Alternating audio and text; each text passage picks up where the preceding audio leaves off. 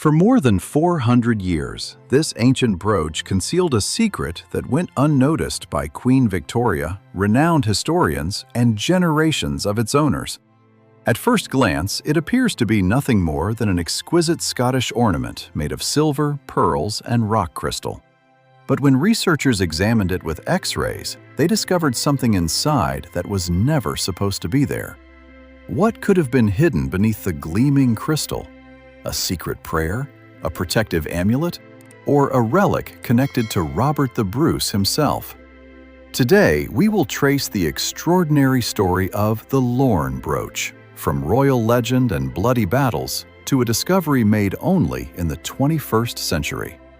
Make sure you watch until the end, because the most shocking and unexpected details lie hidden in the one place no one dared to look for centuries. "Whence the brooch of burning gold that clasps the chieftain's mantle fold," wrote Walter Scott in his poem The Lord of the Isles. The reader pictured a dazzling treasure: gold, rare ornament, precious stones, and a stern Highland chief. The image was so convincing that, over time, this piece of literary description came to be treated almost as historical evidence. But there's an inconvenient detail behind that picture. When the poem was published in 1815, Scott had never laid eyes on the Lorn Brooch.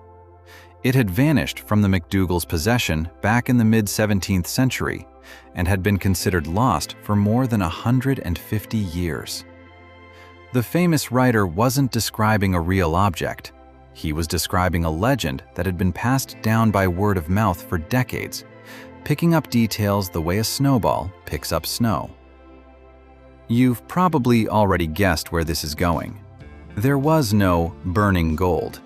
The brooch is made of silver. Scott got the main material wrong, but he got something else exactly right. The brooch really is lavish, large, and built to display power. Almost every square centimeter of its surface is covered in ornament, and the central rock crystal is ringed by turrets set with pearls.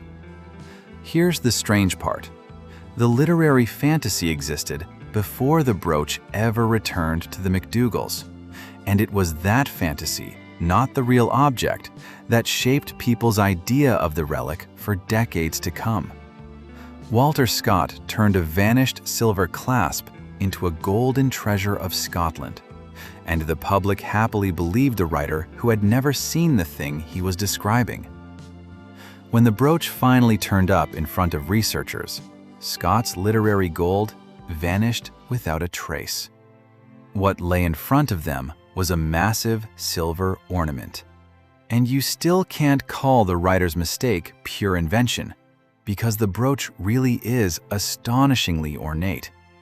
There's barely a patch of its surface left bare. At its center rises a large crenellated setting shaped like the tower of a medieval castle. Set into it is a clear rock crystal that, under certain light, glows a reddish pink. That effect comes from a fragment of red fabric, probably silk, tucked directly beneath the stone. Remember that detail. You'll need it again, more than once. Around the central setting sit 8 small silver turrets, each holding a pearl. The whole composition looks like a miniature fortress built around a gleaming crystal.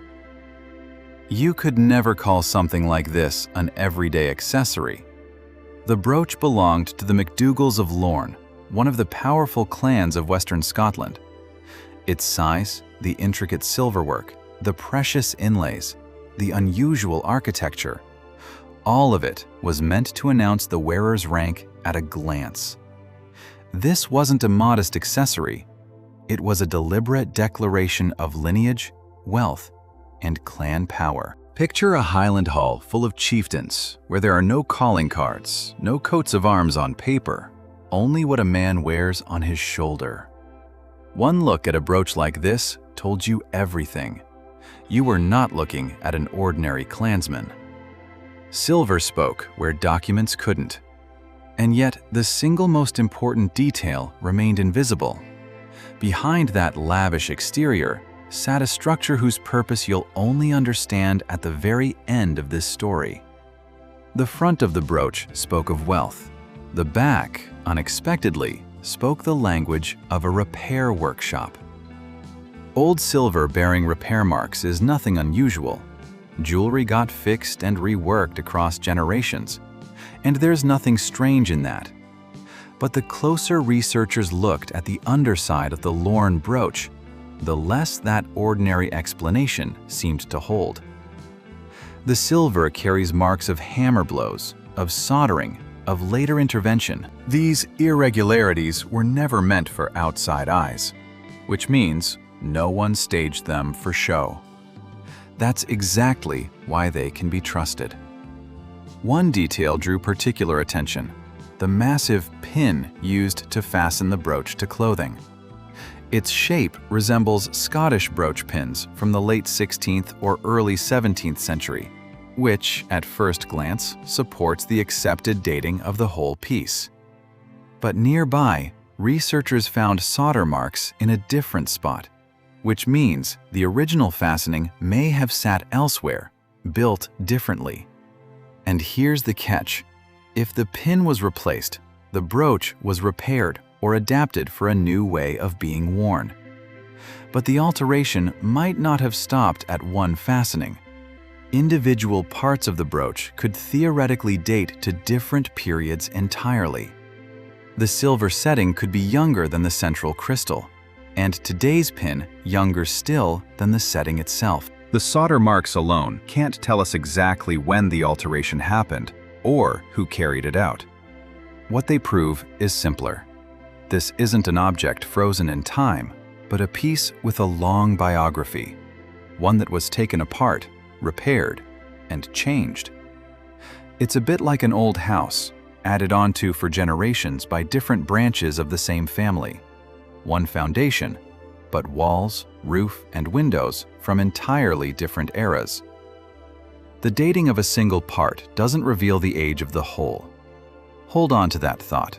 It will come back to you in the second half of this story, and not where you expect it. The Lorn Brooch turned out not to be the only ornament with this strange architecture. On the Scottish island of Mull survives the Lochbuie brooch, larger, heavier, and even more elaborate. Instead of 8 turrets around the central stone, it has 10. But the difference in size can't hide the striking resemblance between the two pieces. The same projecting turrets, the same large central stone, a similar arrangement of silver details, the same deliberate extravagance. Imagine finding 2 houses on opposite sides of a city, built from the same blueprint, with the exact same molding over the door. You'd assume one architect, or at least one workshop. That's exactly how researchers of Scottish silverwork reason. Both brooches may have come from the hands of a single master working for the clan nobility of Western Scotland. The Lochbuie brooch is tied to the Lochbuie estate on Mull and to the powerful MacLean and Campbell families. Ornaments like these marked the boundaries of power. One glance at a brooch, and onlookers knew exactly which clan a person belonged to and what standing they held. On the back of the Lochbuie brooch is an inscription claiming it was made on the estate around the year 1500. Except the inscription itself likely dates only to the 18th century, roughly 200 years after the date it claims. You can't treat it as flawless evidence. Whoever wrote it may well have been relying on family legend, and family legend has a habit of turning a desired past into an established fact. Still, the resemblance between the brooches gives researchers a valuable lead. It points to a shared craft tradition and allows comparison of materials, fastenings, and silverworking methods. If one object was altered, similar traces can be searched for on the other. That makes the Lochbuie brooch a kind of control sample, without which the mystery of the Lorn Brooch would have to be solved almost blind. It works the way any real investigation does. With a single witness, it's easy to get it wrong. With 3 witnesses, And here you have exactly 3 brooches sharing an architecture. Agreement between their testimonies means far more than agreement in the testimony of just one.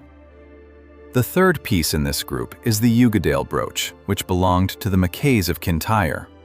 Its construction repeats the familiar pattern: a large stone at the center, 8 turrets around it. But this time the maker didn't stop at pearls. The tops of the turrets are set with coral beads, standing out sharply against the cold silver. What you're looking at now isn't a coincidental resemblance between 2 pieces of jewelry. It's an entire group of objects sharing a recognizable architecture. Each of the 3 brooches is tied to a specific clan: the McDougalls, the MacLeans, the Campbells, or the MacKays. Ornaments like these weren't bought for beauty at a fair. They were commissioned as objects of prestige, capable of declaring a person's origin and influence without a single word. The stylistic features of all 3 brooches point to roughly the year 1600. Some individual elements may draw on an earlier tradition of smaller ring brooches set with gemstones, but the massive constructions we see today look considerably younger than the era of Robert the Bruce. And this is exactly where the legend collides with the dating. More on that in a minute. 3 different clans commissioned ornaments from the same blueprint, as if the design itself, a stone ringed by turrets, carried some meaning of its own, beyond simply advertising the wealth of whoever paid for it. Ask yourself, why would 3 rival clans want the exact same architecture of ornament? A simple coincidence of taste is the dullest explanation, and quite possibly the wrong one. Far more interesting is the idea that the shape itself, a stone encircled by a ring of turrets, meant something on its own, and wasn't only there to flaunt a patron's wealth. Clan tradition sends the Lorn Brooch much further back in time, to Robert the Bruce himself, King of Scotland from 1306 to 1329. According to the legend, the ornament didn't come to the McDougalls through purchase or inheritance. It was supposedly torn from the clothing of a defeated king in the heat of battle. The event is tied to the Battle of Dalrig, fought in 1306. Robert the Bruce's forces clashed with the men of John MacDougall, Lord of Lorn, and suffered a crushing defeat. The king was forced to retreat through a narrow mountain pass, fighting off pursuers as he went. Picture the scene: a rocky track between the crags, shouts closing in from behind, breath ragged, a cloak tangling around his legs and catching on stone. It was there, according to legend, that one of MacDougall's men caught up with the fleeing king and seized his cloak. In 1772, the traveler Thomas Pennant recorded this episode. In his version, a servant of Lorn held on to Bruce's clothing, but the king turned and struck his attacker down with a blow from his battle axe. The man's grip didn't loosen at once, and he managed to tear the cloak and its clasp from the king's shoulder before he fell. Bruce escaped.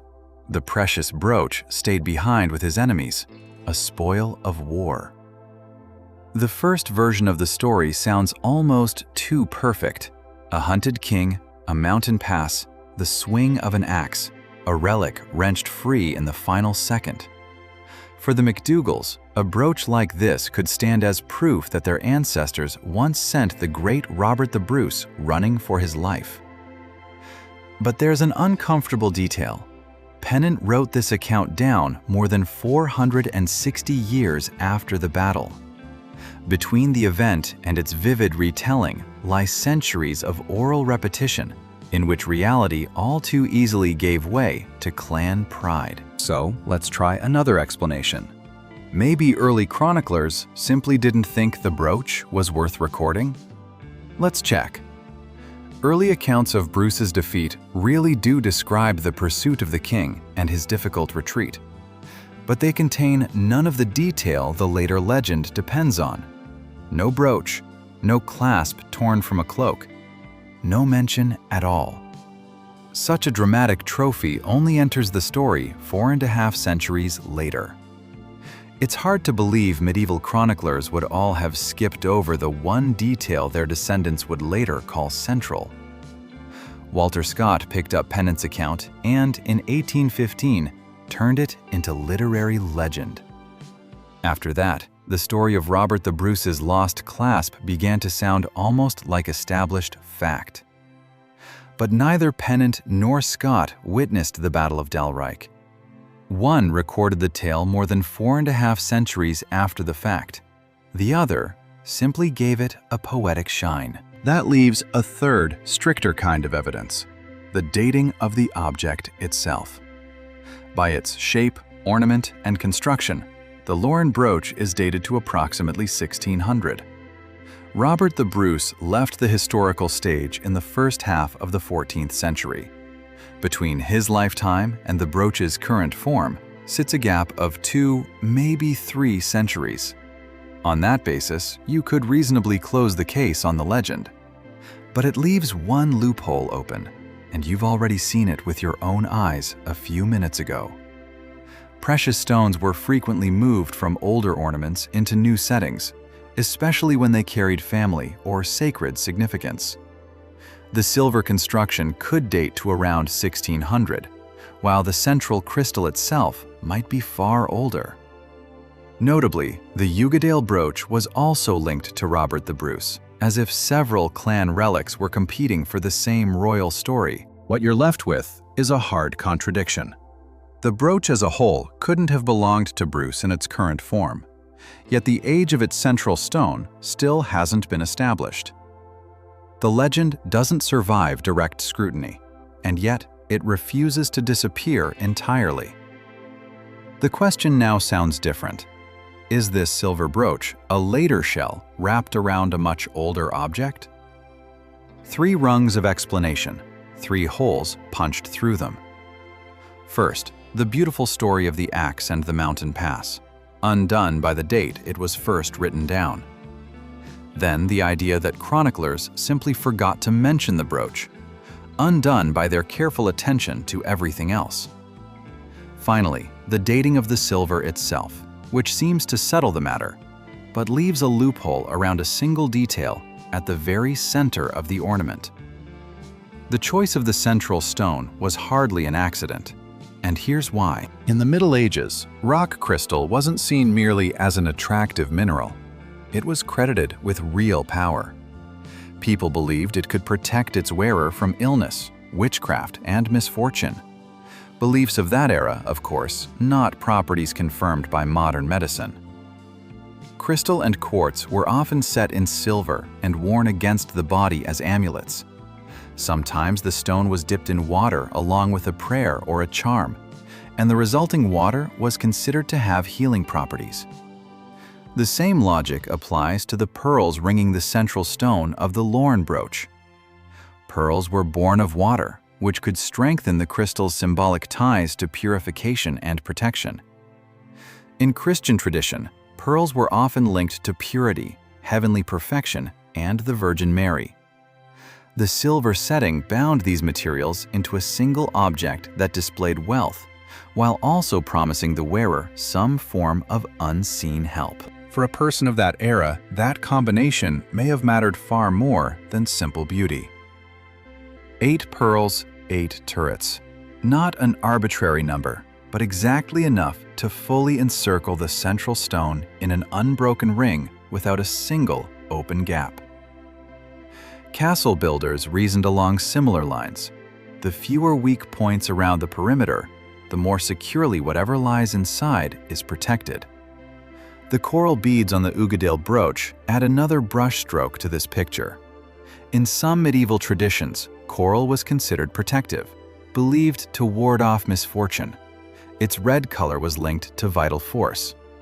That doesn't mean the Lorn Brooch carried the same symbolism, but it shows that the makers of these ornaments deliberately chose materials for their reputations, not simply for how expensive they were. Now recall the detail I asked you to remember earlier, the fragment of red silk beneath the rock crystal. The reason the stone glows reddish pink. Was this only a jeweler's optical trick? A way to make the piece more striking? Or did the fabric conceal something else, something lying deeper than it first appears? There's no definitive answer yet, but the overall design looks far too deliberate to chalk the choice of materials up to a jeweler's whim. Let's test how many things would have had to line up by pure chance if there's really no secret here. First, the largest stone would have had to land by chance at the very center rather than off to one side. Second, directly beneath it, and not under any other part, a piece of colored fabric would have had to end up there by chance. Third, the setting beneath that stone would have had to turn out removable by chance, rather than cast as one solid piece like most ornaments of the period. 3 coincidences in a row, all converging on the exact same point. Possible, sure, but the more coincidences pile up in one place, the less they look like coincidences. Crystal, silver, pearl, and red fabric created not just a lavish appearance, but an entire system of symbols that a medieval owner would have understood. The answer to what stood behind that system waited nearly 400 years for its moment. In 1647, the story of the Lorn Brooch took a sharp turn.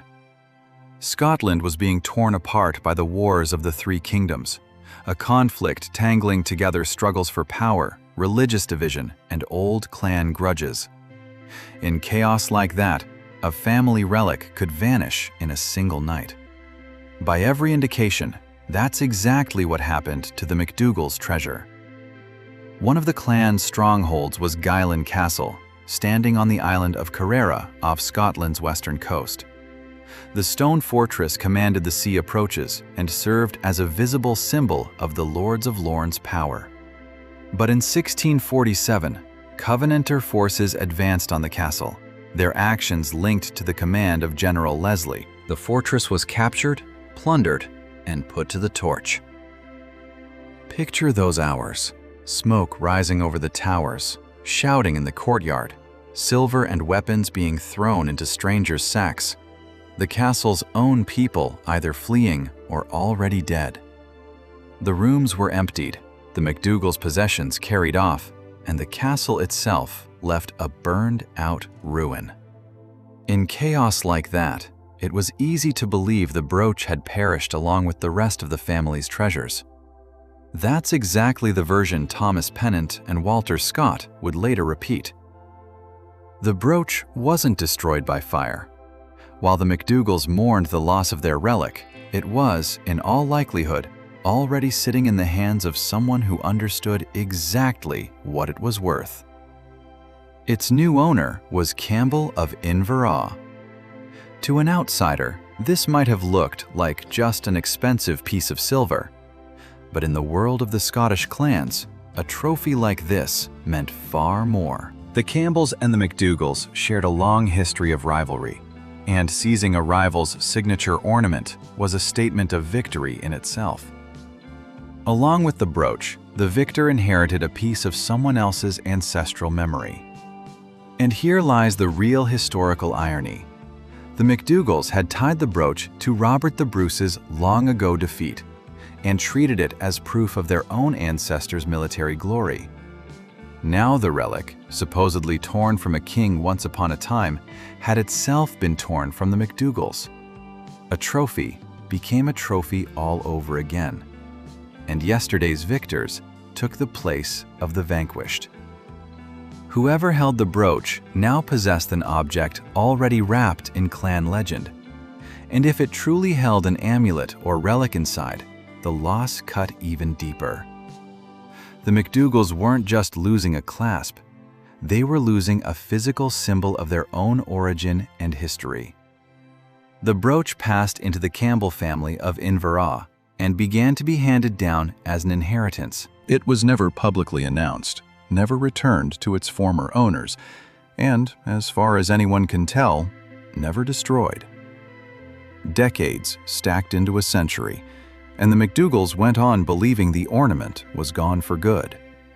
That's how a disappearance lasting more than 170 years came to be, longer than most family legends survive at all. Here's the most striking part. Through all of this, the brooch may have been kept relatively close to the lands of its former owners. It never left for some distant country, never disappeared among unknown collectors.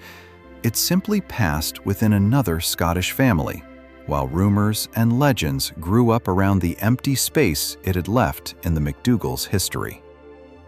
The longer no one actually laid eyes on the ornament, the freer its literary descriptions became. Now you understand why Walter Scott could turn a silver brooch into a treasure of burning gold. He simply had no access to the original, and family legend had already replaced any accurate description. While the public read a romantic poem about the relic itself sat quietly with the Campbells. History seemed to be deliberately setting up its next twist. Shortly after the poem's publication, the vanished brooch resurfaced. The Lorn Brooch returned from oblivion almost the very moment Walter Scott made it famous. Just a few years after the publication of The Lord of the Isles, the ornament appeared at public auction. An object presumed destroyed by fire for more than 170 years turned out to be intact after all. Legend collided with real silver, crystal, and pearl, and failed its very first test.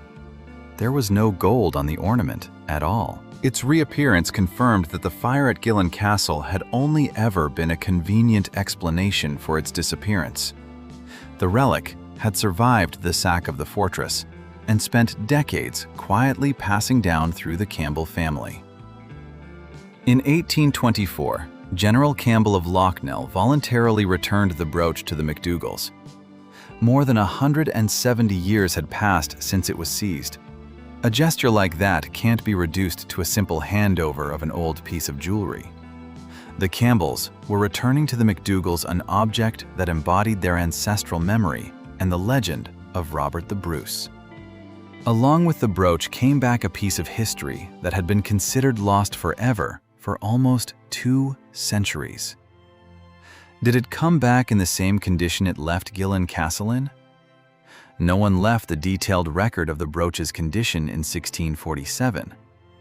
Remember the solder marks and the mismatched age pin from earlier? Now you have a full 170 years in which that could have happened, and not a single witness to say exactly when. The repair could have happened in the first weeks after the seizure if the pin broke during the assault itself. It could just as easily have happened 100 years later, when some later Campbell had the family heirloom fixed by a local jeweler without ever suspecting its true origin. Each of these possibilities is equally plausible, which is exactly why none of them can be treated as proven. After its return, the brooch once again took its place of honor among the treasures of the McDougalls of Denoli. In 1842, Queen Victoria saw it during her tour of Scotland. An object that had, until recently, existed for the public only within a Walter Scott poem was now being shown to the British monarch. A literary legend had finally, fully, become a recognized historical relic. And here's something worth pausing on. Queen Victoria held this brooch in her hands. Generations of costume historians studied every pearl on its turrets. The MacDougall clan kept it as their principal family relic for nearly 2 centuries straight. Not one of them looked inside. Partly because there was, quite literally, nothing to look into. The brooch appeared to be a solid, unified object. Partly because a costume historian's job is to describe the ornament, date the style, compare it to similar examples, not to suspect a museum piece of having a false bottom. They simply had no reason to search for something that, by every rule, shouldn't have been there at all. We rarely take apart an object that already seems fully understood. The more familiar something is, the fewer questions it raises. And that's true of far more than old brooches. It applies to any object we've seen so often that we've stopped truly looking at it. Take anything in your own home that sat in the same spot for years. You've quite literally stopped seeing it, even though you look at it every day. Across the generations that followed, the McDougalls kept the brooch and displayed it as one of the clan's principal emblems. But ancient silver, pearl, crystal, and fabric all require professional conditions to survive. And in 2012, the brooch was placed on long-term loan to the National Museums of Scotland. Formally, it remained tied to the McDougalls, but it now sat under the care of museum specialists and, crucially, within reach of modern scientific equipment. It was precisely that museum custody that made possible what happened 11 years later. In October 2023, with the permission of the Denoley McDougal Preservation Trust, the Lorn Brooch was X-rayed for the first time. No one was going to take apart a 400-year-old relic out of mere curiosity. The risk of damaging the silver, the crystal, and the ancient fabric was simply too great.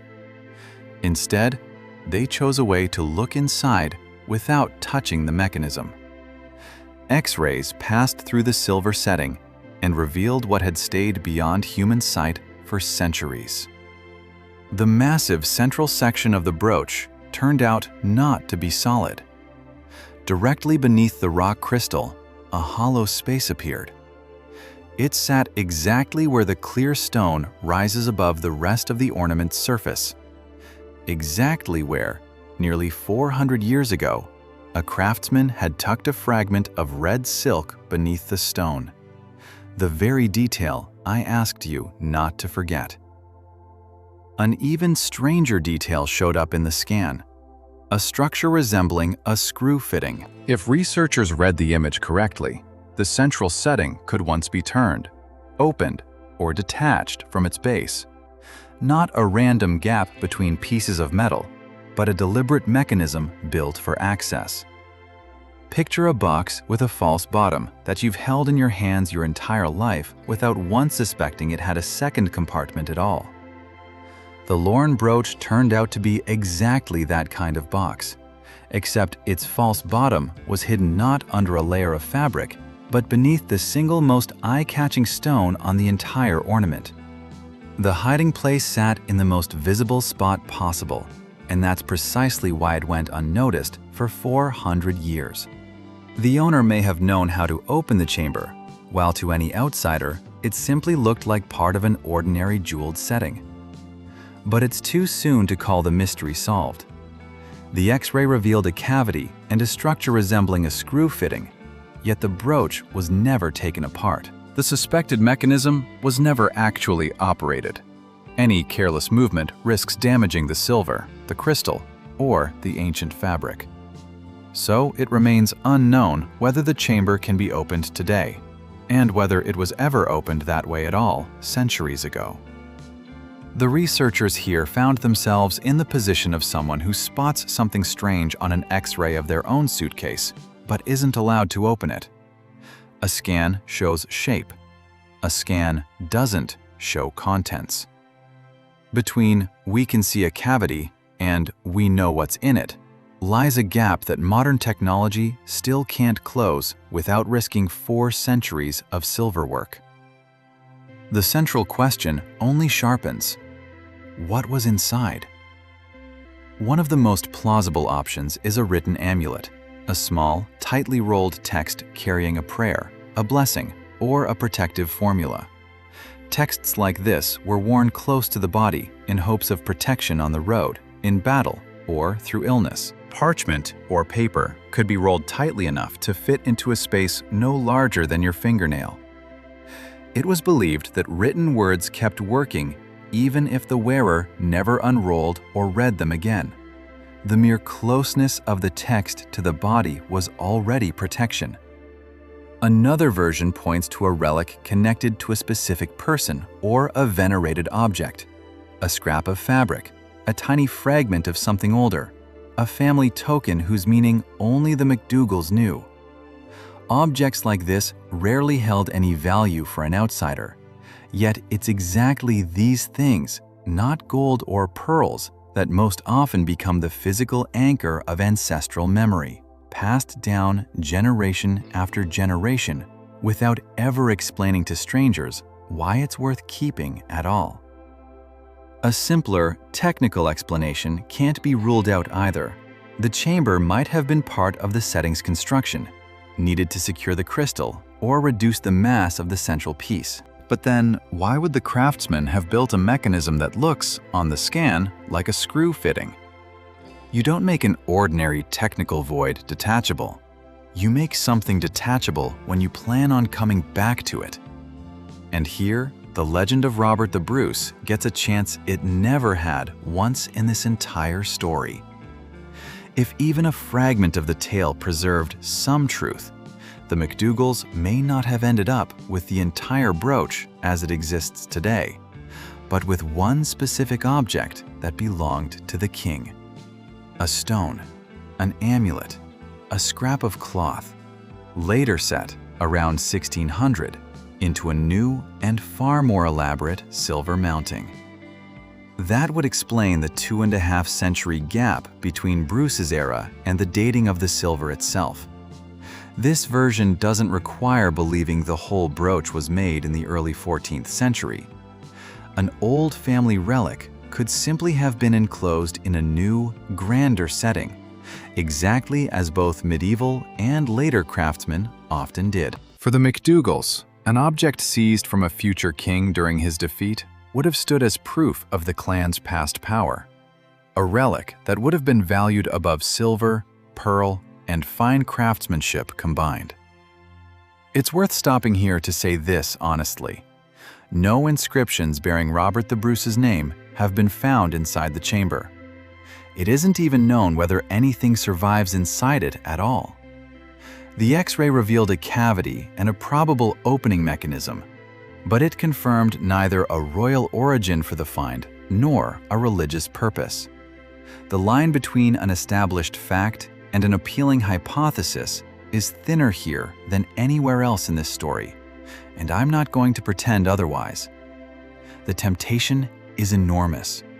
Combining in one object a king fleeing for his life, a warrior with an axe, and a silver chamber that kept its silence for centuries. That's a ready-made story. But a ready-made story and a proven fact are two different things, and any honest investigation has to say so clearly, even when it would rather believe the more beautiful version.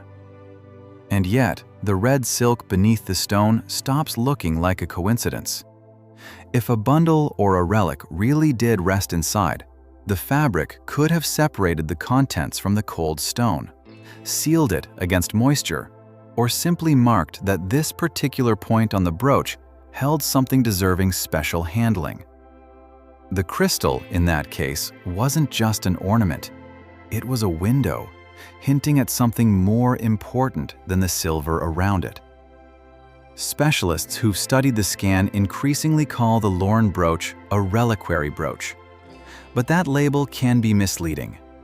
In the strict Christian sense, a reliquary is a container for relics or recognized sacred objects. Here, the term is being used more loosely. It points mainly to the presence of a hidden chamber, not to any proven religious content. A similar function was served, historically, by wearable reliquary crosses and encolpia, small hinged objects with a hollow interior, used to hold fragments of relics or prayers and worn on the body. They were made of gold, silver, bronze. They opened like a locket and closed again. They were handed down from parent to child as part of a family's personal history, not only its religious one. There's no direct evidence linking the Lorn Brooch specifically to that tradition, and claiming a shared origin would be too bold a leap. But the functional resemblance is hard to miss. On the outside, a mark of status for the world to see.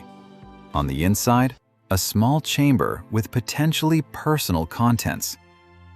For a medieval owner, the line between a piece of jewelry, an amulet, and a religious object was far blurrier than it is for us. The same object could display status, preserve family memory, and serve as a means of spiritual protection all at once. If this version holds true, A McDougal wearing this brooch wasn't wearing just an expensive clasp. He was carrying, on his clothing, a small, sealed vault, its contents known only to the initiated. The outward extravagance drew attention away from the real value hidden beneath the transparent crystal. In that case, the famous brooch was a personal, wearable altar, an object in which clan power fused with faith and secrecy. The most astonishing part is that the chamber might not be empty even today. The X-ray revealed its shape, but couldn't reliably identify any organic material that might be sitting inside. Thin parchment, faded fabric, or a tiny relic could easily go unnoticed on a scan, or blend in with the surrounding details. The brooch has already shown researchers the door to its hiding place, but the message from the past, whatever it may be, still sits behind that closed door. This combination is exactly what sets the Lorn Brooch apart among the 3 known turreted brooches of Argyll. Loch Buie and Ugadale resemble it in composition, materials, and clan function, but only the Lorn Brooch has shown, under X-ray, signs of a hidden central chamber, and only its legend ties directly to Robert the Bruce. That's not proof of a royal relic, but it's more than enough reason to consider this object exceptional. Should we expect a similar find inside Loch Buie or Ugadale? Neither has yet been examined by X-ray with the same care, which means it's entirely possible we're not looking at one rare mystery, but an entire tradition, one that just happened to be uncovered by accident in only a single case, and not even fully at that. Let's gather what's actually confirmed, separately from what still remains a theory. Fact 1. Contrary to Walter Scott's poem, the Lorn Brooch is made not of gold, but of silver. The poet himself never saw the original, because the ornament was considered lost at the time he wrote about it. Fact 2. Solder marks and a pin whose age doesn't match the rest of the piece prove the brooch was repaired or altered at least once, which means its current form is not its original one. Fact 3. In 1647, the brooch disappeared during the sack of Gillen Castle and was believed destroyed by fire. But it spent the next 170 years with the Campbell family before being voluntarily returned to the McDougalls in 1824. Fact 4. The stylistic dating of the silver setting points to roughly the year 1600, at least 2.5 centuries after the era of Robert the Bruce, which makes the legend of a trophy taken at the Battle of Dalry unprovable in its current literal form. Fact 5, and the most recent. In October 2023, X-ray imaging carried out with the permission of the Donnelly McDougal Preservation Trust revealed a hollow chamber beneath the central rock crystal, along with a structure resembling a screw mechanism, a detail that across nearly 4 centuries of the brooch's public history went unnoticed by Walter Scott, by Queen Victoria, and by generations of professional historians alike. 5 facts, 1 scan, and 1 question the scan never answered. Everything else, a written amulet, a fragment of a relic, a possible connection to Robert the Bruce, remains, for now, a theory.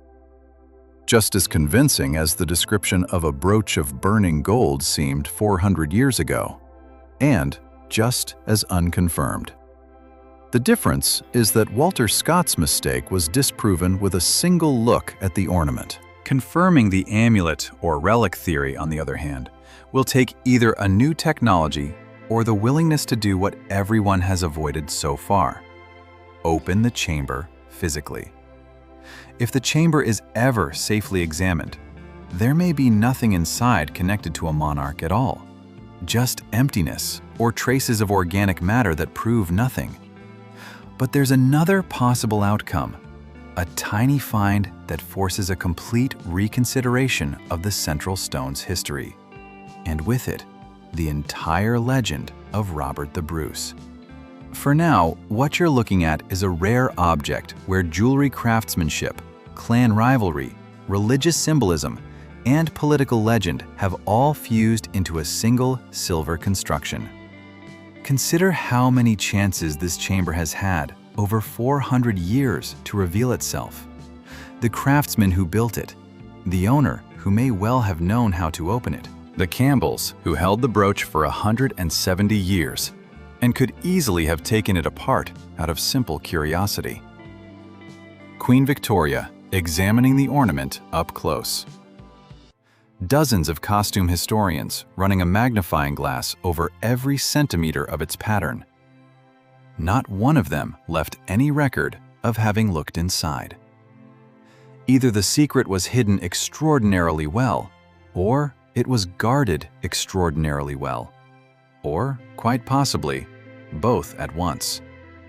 Until then, the Lorn Brooch remains a sealed message.